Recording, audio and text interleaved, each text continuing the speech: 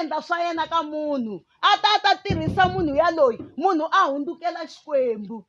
Amen. Hi va Xikwembu hi nga hundzukeli Xikwembu xa hina. Xikwembu xi hi pfuna xi hi katekisa. Amen. A hi tshiketeni ku languta un'wana loyi a ngo fika a cinca munhu a kuma u ri munhu wa kahle u tshamisekile ni ri mhani ni tetana ku se n'wanuna a ku hlevetela tindleveni. Amen. Munhu wa Xikwembu a cinciwa hi lowo biha. Mi ni twa ni ku na loko ni famba endleleni ni ku yes. Amen. Hi ku se un'wana u ni hlevetelile a ku se un'wanuna wena hanya vununa. Amen. Hi vana va Xikwembu hi na matimba ya ku hlula loko swi hlevetela hi ri vito ra Yesu a swi endleki sweswo. Hi na matimba ya ku n'wi alela rito ri n'wi aleleni kutani u ta mi sukela a famba.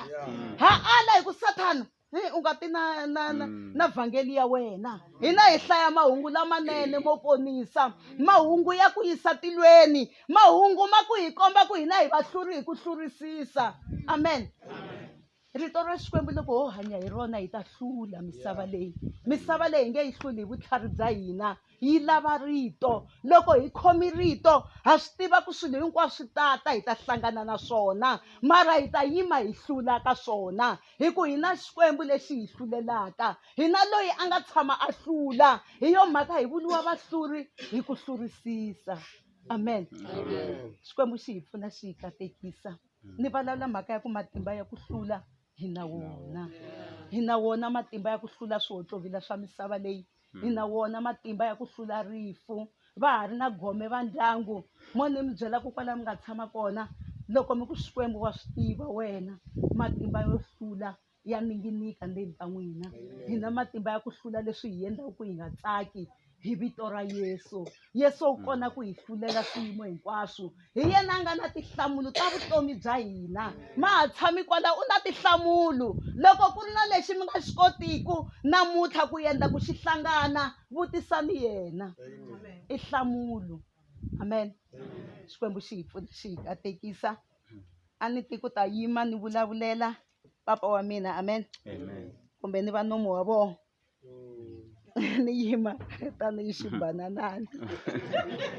Swi ni tsakisi vayita banana yi saseke njhani. Amen. Ma xi vo xibanana a xi hluphi. Ya hi khensa Xikwembu ka sweswo. Vanhu loko va ri kosini va fanele nkarhi wun'wani va pfa va hlekelela nyana. Swa endleka va ndyangu va ri na masiku yo hlaya va nga hleki, va vavisekile hi leswi va nga ka swona. Rifu ra vavisa. Munhu u nga n'wi vitana kutana bakiti a ta khomi a yini. Hi mhaka ya ku rifu ra nghenelela miehleketweni ri lava rito lexi kotaka ku hlula rifu i rito ra Xikwembu. Amen. Rito ra hlula. Loko hi vula rito ra Xikwembu loko hi huma hi famba va sala va tshamisekile. Mara loko va nga twangi rito vuyoyoyo bya kona a mi nga ta byi kota. Se hi vulavula hi vanhu lava tivaka Xikwembu. Va swi tiva sweswi loko hi vulavulini va swi tiva ku matimba yo hlula hi na wona. Xikwembu xi hi pfuna xi hi katekisa.